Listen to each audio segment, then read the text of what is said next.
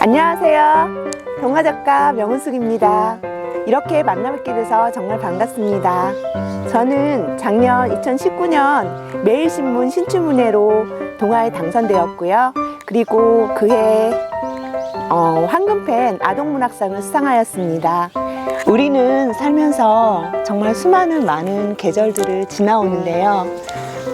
비가 올 때도 있고 바람이 불 때도 있고 어떤 날은 심한 눈보라가 칠 때도 있어요. 오늘은 저하고 제가 겪은 저의 사계절을 같이 얘기해 볼까 합니다. 아이들이 점점 커가면서 집에 있는 엄마들은 좀 많은 자리를 점점 잃어가는 걸 느껴요. 저도 마찬가지로 직장생활 그만두고 20년 넘게 또 살림만 해왔습니다. 그러면서 공허해지고 또 우울감도 겪게 되고 굉장히 해보고 싶었던 게 있었어요. 아주 어릴 적부터 그 연극에 대한 너무 하고 싶어서 동경이라고 해야 되나요? 그 TV에 나오는 연기자들이나 아니면 연극 무대에서 연극하는 배우들을 보면은 그렇게 부럽고, 아, 나도 하고 싶다? 할 수 있다? 할 수 있지 않을까? 뭐 이런 생각 굉장히 많이 했거든요. 그래서 일단 인터넷에서 찾아봤어요. 제가 할 수 있는 동아리 모임이라도 가기 위해서 연극을 찾아봤는데, 때마침 그 동네에 있는 동네에 있는 아트홀이지만 작지 않은 이제 그런 곳에서 연극에 대한 강연이 있었어요. 이제 프로젝트가 1년짜리였는데 저희가 연극에 대해서 여러 가지 활동을 하면서 연극도 배우고 관계도 배우고 이제 마지막으로 1년의 과정을 끝난 뒤에 그 극을 무대에 올리는 그런 프로젝트였어요. 그래서 이제 3월부터 12월까지 했는데 대부분 이제 참여하시는 분들이 저같이 이제 집에 계시던 분, 아니면 이제 다른 일을 가지고 있지만 연극을 정말 하고 싶었던 분들, 취미로 하시고 싶었던 분들, 뭐 그 안에는 뭐 음악가도 계셨고 뭐 아동 심리 상담가도 계셨고요. 보면 정말 열심히 아침 저녁 다른 일을 하면서 아이들까지 돌보면서 열심히 사시는 분들도 있었어요. 이제 그런 분들하고 이제 20명 가까이 되는 분들하고 1년을 지내게 됐어요. 솔직히 저는 가면은 당장 극을 준비해서 바로 연극을 연습하는 줄 알았는데 그게 아니었어요. 그러니까는 상반기, 하반기로 나누면 이제 1학기에는 그 서로 간의 관계를 가지면서 그 안에서 자신의 캐릭터를 찾는 작업이 있었는데, 그 안에서 저는 좀 제 자아에 대해서 많이 고민하게 됐어요. 도대체 나는 뭘 좋아하고 뭘 잘할 수 있고 어떻게 앞으로 살아가면 즐거울 수 있을까, 이런 문제를 그때 강연하셨던 연출자님이 저희를 좀 잘 이끌어 주셨거든요. 그렇게 해서 하반기에는 저희가 이제 극을 정하고 저희 스스로 역할을 정해서 극을 연습하게 되었는데요. 제가 또 옴니버스 형식의 6편의 단막극 중에서 2편에서 역할을 맡게 되었어요. 어떻게 보면 굉장한 그 심리적 부담감이었어요. 그 아트홀이라고 하지만 공연하는 장소가 달랐는데 저희가 공연하게 된 홀이 300~400명을 수용하는 그런 홀이었어요. 그래서 생각해보면 어떻게 그런 무대에 설 수 있을까? 많은 사람들 앞에서 내가 과연 제대로 연극이라는 걸 할 수 있을까? 이렇게 생각을 했었는데 뭐 당장 극본을 외우고 대사를 외우는 게 중요하지 않더라고요. 리허설 날 공연 전날 리허설이 있었는데요. 그 리허설 날 제가 어마무지한 그 실수를 하게 됩니다. 대사가 단 한 줄도 생각이 안 나는 거예요. 정말 너무 막막해서 같이 팀을 이룬 그 같은 동료한테 너무 미안해서 거기다가 극은 2개나 맡아가지고 역할 2개를 맡았는데 그 2극 모두 다 정말 단 한 줄도 대사가 생각이 안 나서 너무 당황스럽고 순간 1년 동안 한 노력들이 이렇게 나 때문에 같은 동료들의 극까지 전부 망치는 게 아닌가 너무 두려움에 떨었었어요. 그래서 이제 사실은 그날 저희 선배 기수 선배님들이 리허설을 이제 저희 다음으로 리허설을 하셨는데 다른 친구들은 다른 동료분들은 다 그걸 보고 집에 가셨는데 저는 정말 기가 확 죽어서 예, 혼자 몰래 집으로 돌아갔던 기억이 납니다. 밤새 가슴을 쓸었어요. 연극을 그냥도 자면서도 중얼중얼 거릴 수 있는 그 대사를 다시 연습한 게 아니라 그냥 수술할 수 없는 심장을 스스로 쓰다듬었어요. 밤새. 정말 가슴이 뛰는데요. 이게 태어나서 그런 느낌은 처음이었던 것 같아요. 심장이 밖으로 튀어나올 것 같은 느낌? 이렇게 뛰다가는 정말 멈춰버리지 않을까? 뭐 그런 두근거림? 아주 정말 오랜만에 맛본 두근거림이라서 그런지 모르겠지만 책임감과 또 그 1년 동안 준비한 그 제 노력이 다 허사로 돌아갈까봐 너무너무 가슴 아파하고 힘들었던 밤이었던 것 같아요. 네, 그렇게 연극 역할이 정해지고 정말 열심히 연습하는 사이에요. 그 사이에 동료분 중 한 분이 숲을 가셨어요. 그런데 저에게 저한테 이제 같이 한번 글 쓰는 모임이 있는데 한번 가보지 않겠냐 이제 그러셔서 이제 쫓아가게 되었는데요. 그게 이제 동화 글쓰기 모임이었어요. 그날은 그림책 강의가 있었는데요. 제가 순간 뭐라 그래야 되지? 온몸에 전율이 일어난다고 해야 되나요? 내가 하고 싶은 일이 이게 아니었을까 이런 생각을 했어요. 감히 읽어보기만 한 동화를 써보는 거를 순간 왜 그렇게 느꼈는지는 모르겠지만 정말 해보고 싶다라는 생각이 강렬하게 들었던 것 같아요. 그래서 그 뒤로 이제 10월이 넘어서 연극 연습도 하면서 같이 글쓰기를 배우기 시작했습니다.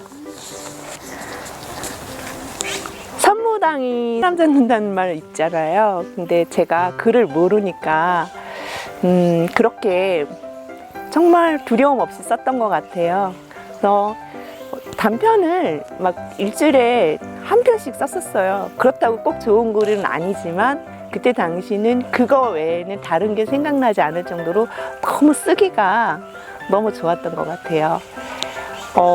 정말 뜨거운 여름처럼 막 잠도 잊어버리고 먹는 것도 잊어버리고 그때 당시에 연극하고 같이 하면서 몸무게가 한 달에 굉장히 줄었었던 그런 기억이 있어요. 그래서 그때 또 되돌이켜 보면은 이런 열정들은 또 다른 고통들을 좀 잊게도 해주는구나 뭐 이런 생각들이 들어요.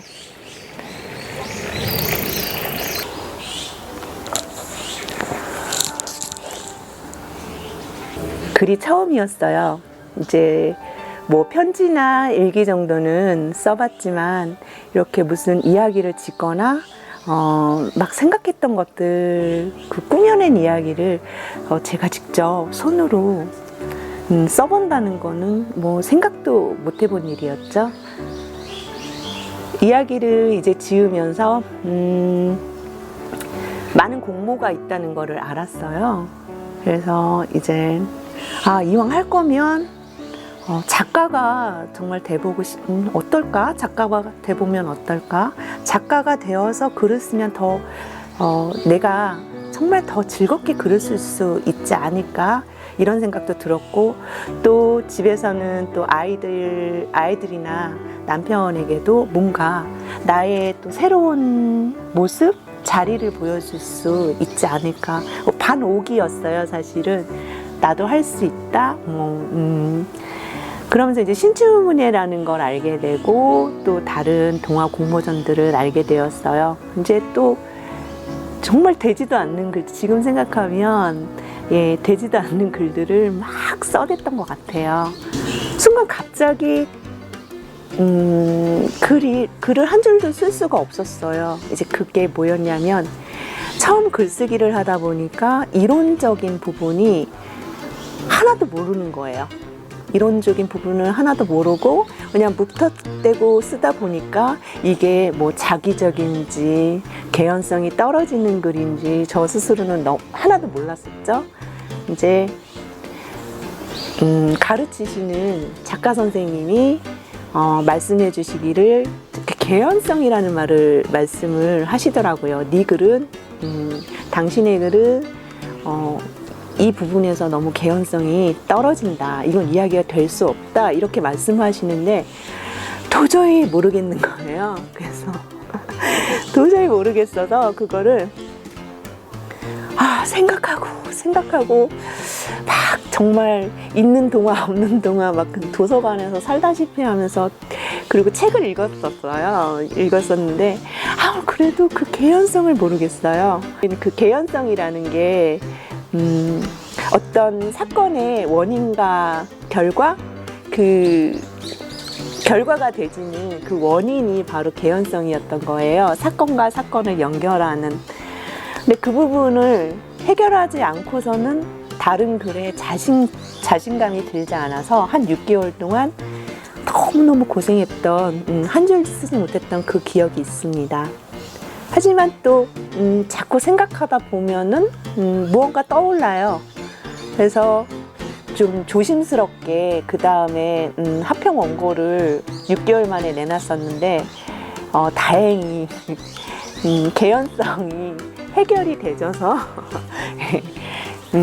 되져서 되게 크게 기뻐하면서 또 다음 글을 쓸 수 있었던 아주 오래되지도 않은, 어떻게 보면 저 스스로한테 하나의 큰 계단을 올라선 그런 계기가 있었어요. 글은 그 안에 힘을 가지고 있어서요.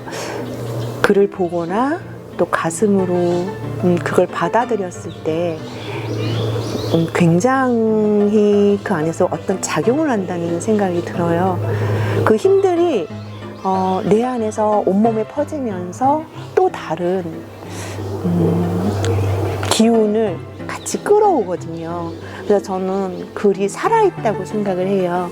그래서 그 살아있는 글을 쓰기 위해서 지금도 노력을 하는데요.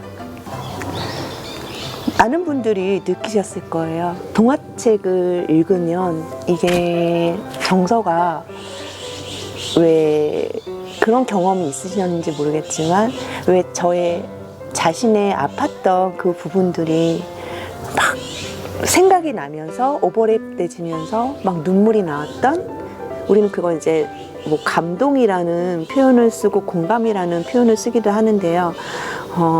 저는 동화를 새롭게 다시 읽으면서, 그 나이 40이 넘어서 읽으면서 그 카타르시스라는 거를 좀 느꼈어요. 읽으면서 제가 정말 뭔가 어떤 안 좋은 것들이 빠져나가고 또 어떤 새로운 기운들이 제 몸 안에 채워지는 거를 느꼈거든요. 그래서 동화는 정말 어떤 약으로 치료할 수 없는 그런 부분들은 어떤 뭐 아무리 훌륭한 의사가 상담을 해준다 하더라도 그 정신적으로 치유될 수 없는 그 부분들을 글이나 또 글에서 동화에서 저는 치유된다고 말하고 싶습니다. 이제 글을 쓰거나 연기를 하는 사람들은 끼라고 해야 되나요? 그 독특한 열정이 있는 것 같아요. 만나본 배우님들을 봐도 그렇고 또 지금 같이 지내는 작가님들을 봐도 그런데요. 그런 열정들이 어떻게 보면 그게 작품으로 또 나오고 그 작품에 힘을 실어서 마음을 움직이는 글이 되지 않는가 그런 생각이 듭니다. 그런데 이제 저희 하평반 친구들이 이제 저랑 같이 이제 글을 쓰는 친구들이었는데요. 생각해 보세요. 그 열 몇 명의 친구들이 저와 비슷한 그런 가슴 안에 뚫기를 이렇게 우글우글 다 가지고 있었어요. 그러니까는 저는 그 교실 목요일마다 일주일에 한 번씩 목요일마다 가는 수업이었는데 그때마다 날마다 그 새로운 곳에 가는 새로운 사람을 만나는 그런 기분으로 갔던 기억이 나요.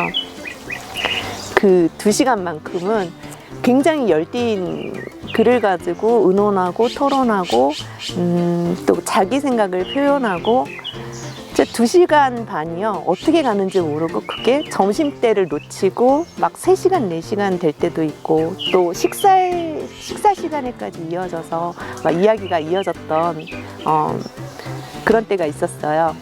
뭐 지금도 가끔 그 친구들을 만나기도 하는데요. 지금 나온 책도 그렇고 제가 쓰고 있는 글들 중에 많은 글이 그렇고 하평 친구하고 했던 그런 이야기들을 토대로 저희는 이제 그 안에서 또 웃고 떠들고 울기도 했어요. 그러니까는 처음 이야기들은 대부분 자신의 이야기를 쓰게 되거든요. 그래서 아까 동화의 치유력에 대해서 말씀을 드렸는데 글을 쓰게 되면 자신의 이야기를 쓰게 되면요. 제가 자신의 가슴 안에 묻어두었던 그 이야기를 꺼내는 순간 어느 정도는 제 자신을 치료된다고 그런 생각이 들더라고요. 그래서 그렇게 공감하면서 토론한 그 이야기들을 또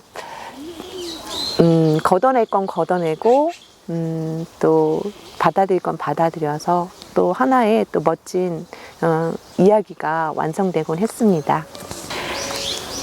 그렇게 뜨거운 여름 안에서만 살 것 같았는데요.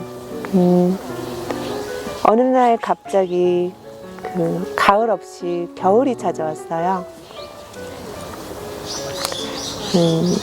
남편이랑 저는 이제 주말 부부로 이제 몇 년 동안 생활을 했었는데요.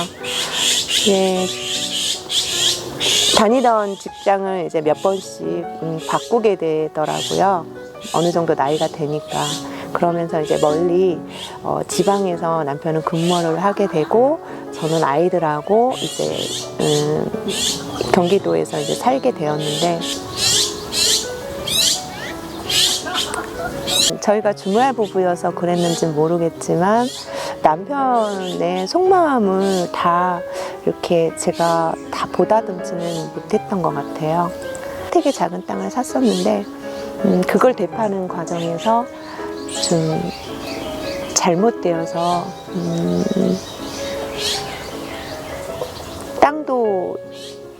땅을 이렇게 잃을 수도 있을지도 모르는 그런 상황까지 다다르게 되었어요. 그 부분 가지고 이제 소소하게 남편이 주말에 올라오면 저하고 좀 많이 다투기도 했는데요. 그거 때문에 남편은 하늘로 갔어요. 근데 갑자기 연락이 안 되더라고요. 그럴 사람이 아니고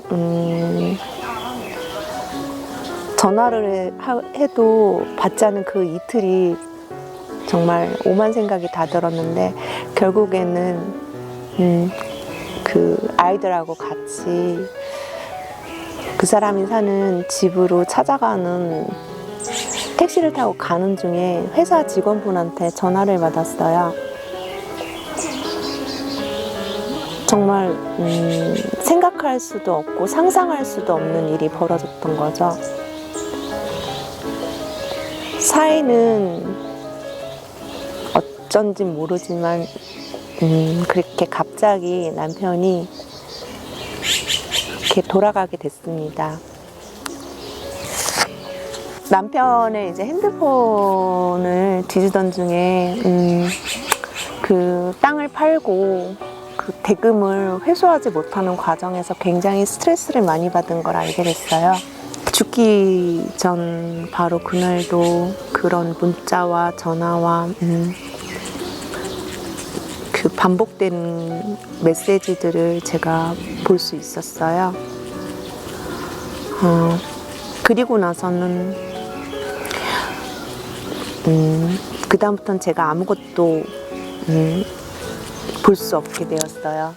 오로지 남편을 데려간 그 일을 해결하려고 부단히 노력했습니다. 아무도 손을 들어주지 않는 그 변호사 사무실을 몇 군데를 찾아갔어요. 뭐 땅은 남편의 것이지만 그 안에 그 건물이 세워지는 과정은 남편이 허락을 했다는 게 이유였어요. 그래서 온전하게 그 땅을 회수하기는 되게 어려운 상태였고 고작 만약에 소송을 해서 얻는 게 있다면 뭐 땅의 임대료 정도? 근데 사실 저는 임대료가 문제가 아니었어요.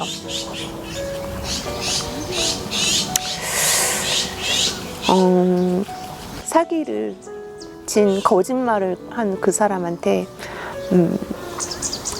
세상엔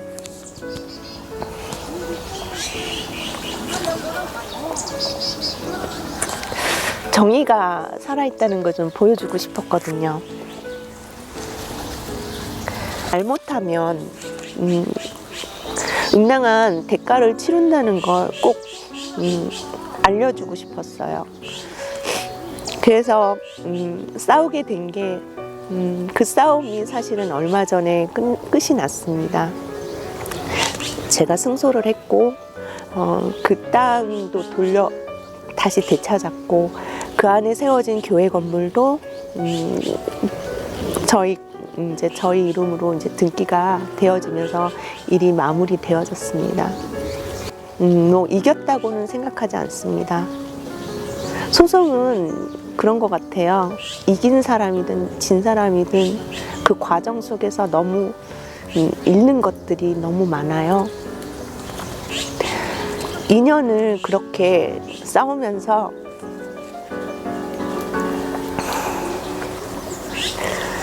제 아빠를 잃었던 아이들을 좀 돌보지 못했고 또 고3이었던 딸아이 옆을 또 지켜주지 못했어요. 그래서 생각에 저는 그 일이 해결은 됐지만 크게 기뻤거나 뭐 그 일이 해결돼서 뭐 날아갈 거나 그렇지는 않았습니다. 소송은 뭐 또 제가 할 수 있는 부분이 한계가 있어서 그리고 어떤 전문가들한테 이제 맡길 수 있어서 그래도 좀 마음을 약간 그 힘들고 분통한 마음을 조금은 덜 수가 있었어요. 그런데 당장 이제 먹고 살아야 한다는 그 문제가 이제 도래를 한 거죠. 당면하게 된 거죠. 이제 아들이 대학에 재학 중이었고 딸은 고3 이제 수능 준비생이었는데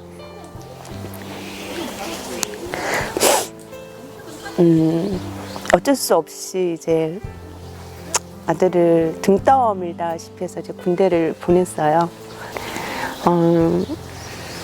정말 20년 동안 살림만 했는데요. 빵집에서 아르바이트도 해보고 중간중간 들어오는 알바 형식의 그런 글쓰기도 해보고 내가 할 수 있고 소소하게 제가 할 수 있는 일이면 그냥 했던 것 같아요. 이제 그런 해보지 않는 일들을 하면서 남편의 일을 잠시 잊을 수 있었던 것 같아요. 피곤하면 이제 들어가기 무섭게 잠이 들고 또 일어나기 무섭게 일을 하러 나가고 글을 쓸 수가 없었어요. 좀 잘 모르시는 분들은 그런 말씀을 하시더라고요. 그렇게 어려움을 겪고 아팠으니까 더 좋은 글을 쓸 수 있지 않느냐 그 말씀을 하시는데 저는 그러지 못했어요. 도저히 글이 한 줄도 나오지 않았어요. 그리고 쓰게 되면 독설 같은 이야기들이 막 쏟아져 나왔거든요. 그래도 옆에 계신 작가님들하고 또 같이 글을 쓰는 친구들이 많이 응원을 해주셨어요. 그래서 지금까지 또 글을 쓰고 있고 여기까지 온 것 같습니다. 이제 글을 포기할까도 생각을 했어요. 일을 하면서 앞으로 이제 어떻게 먹고 살아야 할지 그것부터 사실은 걱정을 해야 했으니까 이제 일상에 묻히면서 그렇게 점점 글이 잊혀져 가는 것 같았어요. 다른 생각을 할 수가 없었어요. 소송 문제하고 그냥 앞으로 생활을 어떻게 할 것인지 그것만 고민하기에도 너무 전 그 당시에 굉장히 벅찼으니까요. 근데 어느 날 저한테 이제 글을 가르쳐 주셨던 작가 선생님이 전화를 하셨어요. 신춘문예 공모를 했냐 그걸 물으시는데 제가 선뜻 대답을 못했어요. 준비할 마음도 없고 보내고 싶은 마음도 솔직히 없고 거의 반 포기 상태였거든요. 그래도 이제 선생님 전화를 받고 나서 있던 작품이라도 한번 보내봐야 되겠다 이런 생각이 들어서 5작품 정도 이제 골라서 신문사에 이제 보내게 되었습니다. 그런데 또 뜻하지 않게 작년에 매일신문사 신춘문예에 당선이 된 거예요. 우리 글을 쓰는 사람들이라면 굉장한 꿈이죠. 어떻게 보면 등단의 하나의 첫 문이라고 할 수 있는 관문이라고 할 수 있는 그 신춘문예는 아마 모두 꿈꿨을 거라고 생각을 합니다. 그런데 그 신춘문예가 되고 또 얼마 있다가 단편집 계약을 하게 되었어요. 한 3년 넘게 써온 그 단편 동화가 한 40~50편 가량 되더라고요. 이제 그 안에 추려서 출판사에 보냈는데 또 운이 좋은 건지 뭐 어떤 건지 또 그게 단편집으로 계약이 돼서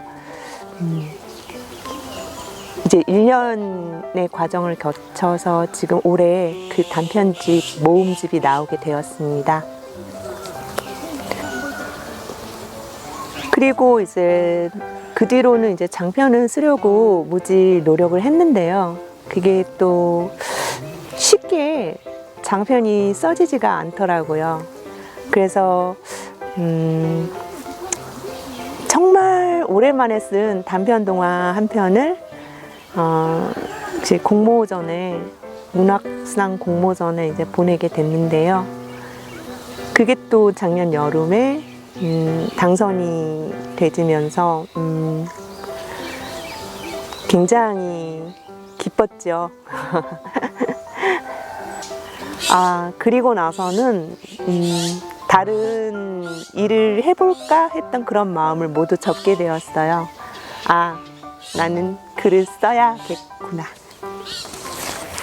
오래된 습관 때문인지 쉽게 장편이 써지지 않았어요.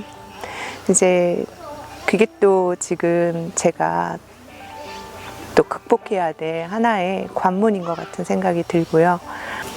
그래서 이제 열심히 또 장편을 쓰기 위해서 노력을 했지요. 근데 생각해 보니까 단편 동화를 좀 제대로 쓰기까지가 몇 년이 걸렸어요. 그런데 단번에 장편을 잘 쓴다는 것도 그 천재 아니고는 좀 아니지 않을까 이런 생각도 들고, 그래서 마음을 조금 고쳐 먹었습니다. 날마다 급해서 급하게 막 뭔가 해내야지 이런 생각보다 어느 정도 시간이 지나고 또 경륜이 쌓이고 또 나 스스로 터득하는 부분들이 더해져서 더 좋은 글이 될 수 있지 않을까 그런 생각을 해보거든요. 인간이 되고 나서는 또 너무 큰 욕심이 생기는 게 좋은 글을 쓰고 싶고 좋은 책을 내고 싶은 욕심이 막 또 솟구치는 거예요. 아마 이거는 글 쓰시는 많은 작가분들이 모두 그렇게 같은 생각을 가지실 거라 또 생각합니다. 그래서 저는 또 다시 봄을 기다립니다. 여름이 지났고 또 힘들었던 숨막혔던 겨울이 지났고 그랬으니까 이젠 다시 저만의 또 글의 봄이 오지 않을까 그렇게 생각합니다.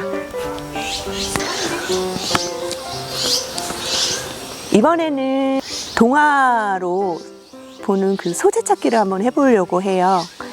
이제 요번에 나오는 제 단편 동화 모음집 1000원짜리 가족에 나오는 작품들을 가지고 이야기해 볼 건데요. 여러분들은 그 동화를 도대체 뭐라고 생각하세요? 동화란? 애기들이 읽는 책? 아이들이 좋아하는 이야기? 뭐 다 맞는데요. 글을 쓰는 사람이 동화에 대해서 이제 명제를 내린다고 하면은 읽는 대상을 어린이로 한, 문학성을 기초로 한 어린이를 위한 이야기, 이 정도? 그렇게 될 것 같아요. 근데 우리가 문학성이라는 이야기를 제가 이제 말씀을 드렸는데, 이제는 동화를요, 그냥 이야기로, 그냥 아이들 책으로만 치부하지 않는 이유가요. 이제는 아동 문학이라고 이야기를 하거든요. 그건 동시도 마찬가지고, 동화도 마찬가지고, 근데 그 이유가, 문학적 요소를 갖췄기 때문에 우리는 그 동화를 문학으로 분류를 하는데요. 문학성이란 그러면 과연 무엇일까 이렇게 생각을 해보면요. 문학성은 그 보편적 정서들이 감동을 일으켜서 표현되지는 그런 작품들을 우리는 문학 작품이라고 하거든요.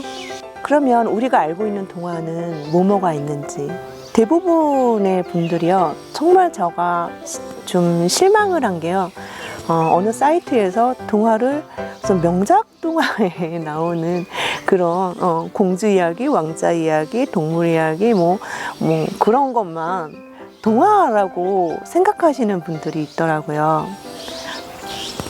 하지만 절대 그렇지 않고요. 동화도 하나의 문학 분야처럼 소설처럼 수필처럼 굉장히 여러 가지 소재를 쓸 수 있고 또 그 안에서 또 여러 가지 사회적 문제나 여러 가지 생각하고 상상하는 그 부분들이 표현되어질 수 있는 문학이라고 저는 꼭 말씀드리고 싶어요. 혹시 아낌없이 주는 나무를 아실까요? 이제 소년이 나무랑 친구를 맺게 되면서 나무가 이 소년에게 열매를 주고 또 나뭇가지를 주어서 집을 짓게 만들고 나중에 장년이 된 소년에게 멀리 떠날 수 있는 그 배가 되어주고 나중에 다시 그 소년이 노인이 돼서 돌아왔을 때 편안한 쉼터가 돼준 그 그루터기를 내어준 그 나무, 아낌없이 주는 나무라는 그림책인데요. 이 이야기를 우리가 보면서요, 대사가 없어요. 수필일까요? 아니면 아이가 나오고 나무가 나오니까 동화일까요? 저는 막 이런 생각을 했거든요. 분류를 어떻게 해야 하는지. 근데 저는 그림책은 동화라고 생각을 해요. 다만 어린이만을 대상으로 하진 않아요. 이게 이제 많이 동화의 역할이 많이 발전해서요. 지금은 치매를 치료하시는 어르신들한테도 동화를 읽어드려요. 그러면서 더 동화의 문학적 가치가 굉장히 높아졌다고 생각을 하거든요. 실제 사건만 나열한 왜 감동적인 수기 같은 글은 동화라고 볼 수 없어요. 그리고 우화도 동화라고 볼 수 없는 이유는 아까 말씀드렸다시피 그 보편적 감성으로 아름답게 표현한 문학 작품이 아니기 때문이에요. 피노키오와 그 백설공주의 그 원작을 아시나요? 피노키오는 어린이 잡지에 이제 연재되었던 글들을 나중에 모아서 이제 피노키오의 모험이라는 동화책으로 나왔는데요. 이제 지은이가 카를로 클로디, 이탈리아 사람이고요. 지금 그 원작에서부터 그 초판에서부터 변화된 그 이야기들이 박물관이 세워져서 거기 다 소장되어 있는 걸로 알고 있어요. 그런데 피노키오의 이야기가 그냥 정말 나중에 해피엔딩으로만 끝났을까요? 원작 소설에는요, 사실 피노키오가 아주 나쁜 짓들을 너무 많이 해서 그 처형을 받게 돼요. 그런 것처럼 그게 이제 소설이라서 그건 가능을 했고, 이걸 동화로 이제 만들기 위해서 그런 좀 강하고 아이들에게는 좀 보여주지 말아야 될 그런 부분들을 좀 걸러서 순화시켜서 만든 게 이제 카를로 클로디의 피노키오의 모험이에요. 동화는요, 아이들을 대상으로 한 또 그 안에서 꼭 문학적인 요소를 가지고 있어야 하는데요. 그 보편적인 그 정서가 꼭 표현되어져야 되는데 그 역할은요, 순화시킴, 동화의 역할은 되게 그게 큰 것 같아요. 감정의 순화, 마음의 순화, 그러다 보면 또 해소가 되지는 그런 부분들이 동화의 가장 큰 역할이라고 생각합니다. 이제 제가 매일신문 신춘문예에 이제 동화로 등단된 작품이기도 한데요. 늑대가 나타났다라는 작품이 있어요. 이제 이걸 쓰게 된 동기는 성폭력범들의 그 전단지가 집으로 날라온 적이 있었어요. 그래서 저도 굉장히 많이 놀라고 딸도 굉장히 많이 놀랐던 그런 경험이 있었거든요. 그러면서 우리가 과연 이게 좋은 것일까? 이렇게 전단지가 와서 뭐 조심할 수 있어서 좋은 부분도 있겠지만 뭐 절대로 뭐 성폭력범 범죄자를 옹호하려고 하는 말은 아니고 오해받을 수 있는 오해받고 소외될 수 있는 그런 부분들을 좀 깊게 생각해 봤어요. 여기에 나오는 이제 친구는 버스에서 성폭력, 전단지에서 봤던 성폭력범과 아주 비슷한 얼굴을 가진 사람을 만나게 돼요. 그것도 자기 뒷자리에 앉게 되는데요. 친구네 집에 가는 버스를 타고 가는 내내 불안하고 많이 무서웠겠죠. 우리도 밤길을 다니면서 무서웠던 경험 있잖아요. 그래서 결국엔 버스에 내려서 가는데 이 성폭력범이 따라오는 거예요. 어두컴컴한 골목길에 다다랐을 때 그 늑대로 변한 늑대 아저씨가 이 친구를 덮치려고 해요. 그런데 나중에 알고 보니까 이제 가기로 한 친구네 집에 그 친구의 삼촌이었던 거죠. 이제 이 이야기는 사실 제가 경험한 일이에요. 아주 어렸을 적에 경험한 일인데, 골목을 정말 아주 컴컴한 골목을 지나가는데 비가 내리고 있었어요. 그러니까 우산을 쓰고 가는데 앞에 가는 사람도 뒤에 오는 사람도 얼굴이 안 보여요. 어떻게 보면 저도 얼굴이 안 보이겠죠. 근데 그림자만 따라오는 그런 오싹함, 공포감, 이제 그런 거를 이제 글 안에 이제 녹여냈는데요.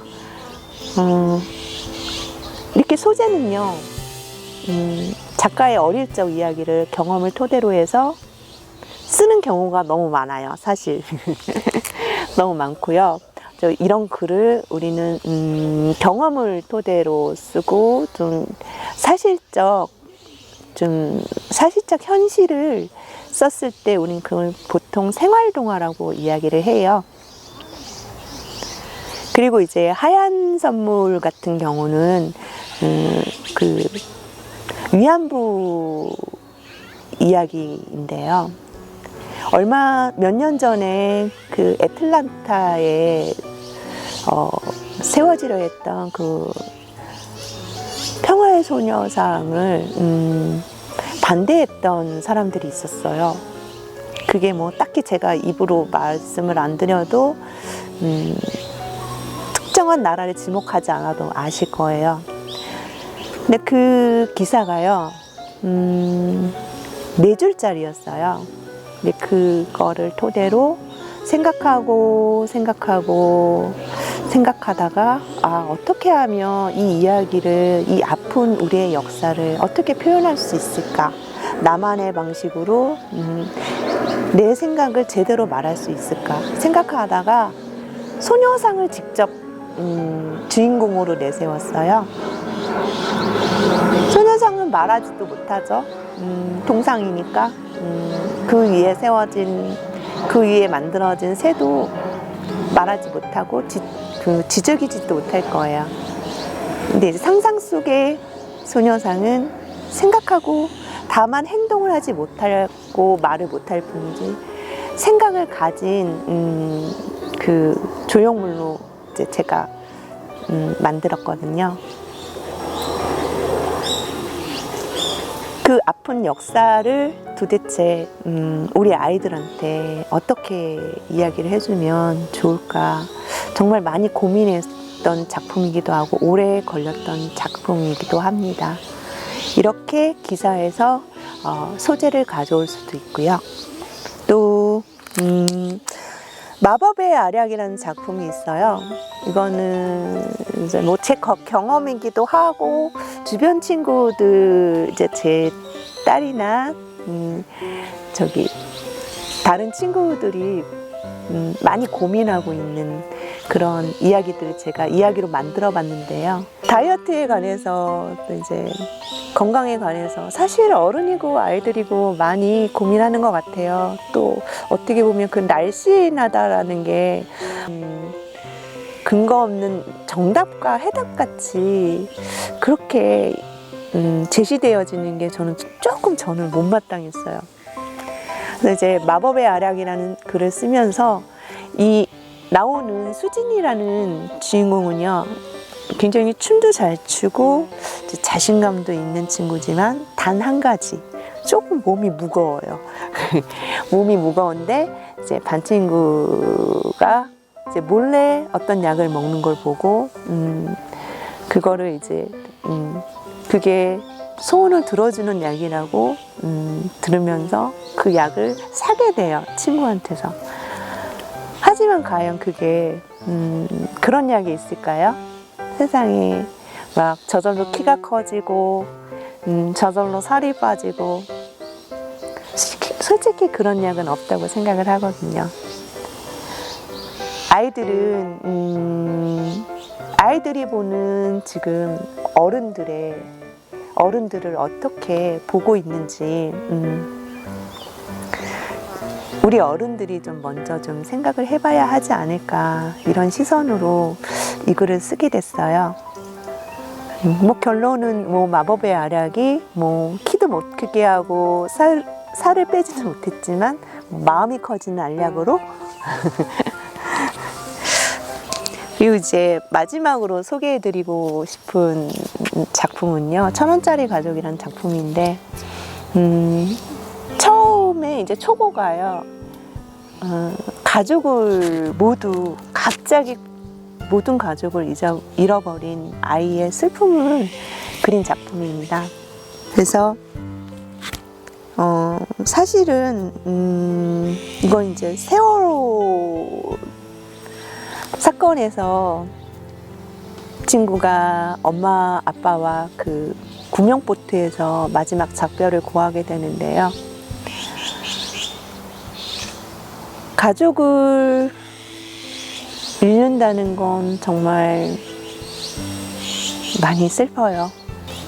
위로의 말보다 그냥 덤덤히 들어주고 그냥 고개만 끄덕여 주는 것도 저는 큰 위로라는 생각이 듭니다. 처음 쓴 원고를 이제 초고라고 하는데요. 이제 초고를 탈고하는 과정을 거쳐서 이제 퇴고를 하게 됩니다. 그런데 이제 탈고가요, 한 번으로 이루어지는 경우는 아주 드물어요. 30매짜리 단편 동화만 해도 제 작품 중에서 대부분의 작품들이요, 30매짜리인데도 불구하고 최소 5번, 6번 탈고의 과정을 거치면서 퇴고를 하거든요. 그렇다고 퇴고를 했다고 해서 또 그 원고가요, 완전한 퇴고가 될 수 없기도 해요. 다시 오랜만에 또 꺼내서 보면 그 원고가 못마땅할 때가 있거든요. 또 다시 탈고의 과정을 거치기도 합니다. 그러니까 매 순간이 어떻게 보면 수정하는 과정이 있는 건데요. 우리 삶도 좀 그렇지 않는가 하는 생각이 들어요. 꼭 이게 정답이다 하고 확신을 하고 달려가는 길이지만, 때로는 우리도 이 길이 아닌 게벼 하고 또 살짝 방향을 틀기도 하고 다시 되돌아 걷기도 하고 처음부터 다시 걷기도 하잖아요. 글을 쓰는 과정도 그래요. 완성된 초고가 탈고를 하는 과정에서 처음부터 다시 쓰기도 하고 살짝 다시 주인공이 바뀌기도 하고 배경이 바뀌기도 하고 사건이 바뀌기도 합니다. 인생도 결국에는 수십 번, 수백 번의 탈고의 과정을 걸쳐가는 과정일 뿐이지 않을까. 어쩌면 영원한 태고가 없는 그런 생각이 들어요. 긴 여정에서 싫어도 꼭 넘어야 하는 산이 있겠지요. 제가 좀 산을 오르는 거 좀 싫어하는데요. 제가 등산로를 오를 때마다 하는 행동이 있는데요. 올라가면서요, 땅만 보는 거예요. 제 발끝만 봐요. 그리고 저 앞에 가는 사람들을 절대 보지 않아요. 그러면 어느새 산 정상 근처까지 올라와 있고, 가파른 언덕이 많이 어렵게 느껴지지 않고 숨도 덜 차고요. 올라가서 드는 또 생각은 조금 더 달라요. 이걸 해냈어. 와, 이제 끝이다. 이게 아니라 힘들게 헉헉거리면서 올라온 그 과정이요. 다음 등산 때는 조금 더 힘이 덜 들 수 있지 않을까. 이렇게 열심히 걷다 보면 뭐 지리산도 갈 수 있지 않을까? 한라산도 9시간 한라산 등반도 할 수 있지 않을까? 뭐 이런 생각을 하는 거죠. 끝을 정복한다는 마음보다는 좀 마음의 근육을 단단하게 만들어야 되겠다. 좀 힘들고 지쳐도 잠시 쉬었다가 다시 뛰어오를 수 있는 그런 내성을 길러야 되지 않을까, 그런 생각을 합니다. 꿈은 또 다른 꿈을 낳는 것 같아요. 생각하고 움직이고 또 생각하면 또 다른 생각이 드는 게, 그게 바로 사랑이 움직이는 게 아니라 꿈이 무브 하는 게 아닐까요? 지금 꿈을 찾았다고 해서요, 제가 지금껏 살아온 인생이 뭐 가치가 없다? 뭐 이렇게 생각하지는 않아요. 우리는 내 자리, 내 가족, 내가 아는 주변 사람들로 또 그 살아가는 개연성을 발견하곤 합니다. 누군가에 필요한 사람, 어떤 일에 꼭 필요한 사람, 꼭 그 자리에 있어야 할 사람. 우리는 누구나 그 누군가이거든요. 그래서 저는 그렇게 생각해요. 제가 지금 이 자리에 있는 것도, 제가 동화를 쓰는 것도 분명히 개연성이 있을 거라는 거죠. 분명히 존재해야 할 이유가 있다고 생각을 합니다. 어떤 일이든 그 뜬금없이 일어나지는 않는 것 같아요. 문득 나간 연극 모임에서 무대에도 서보고, 또 그곳에서 만난 지인에게서 동화 글쓰기 모임을 소개받고, 또 그 글쓰기가 그 등단이라는 이름으로 이어져서 작가가 되어 또 이렇게 여러분들한테 인사를 드릴 수 있게 되고, 또 이 다음은 뭘지 모르겠어요. 너무 궁금하고 너무 많이 기대가 돼요. 오랫동안 하고 싶었던 일이나 꿈이 있으신가요? 그럼 망설이지 마세요. 좀 실패하면 어때요? 또 다른 꿈을 찾을 기회를 놓치지 않는 게 더 중요합니다. 여러분의 마음속 꼭꼭 숨겨둔 그 꿈을 제가 응원하겠습니다.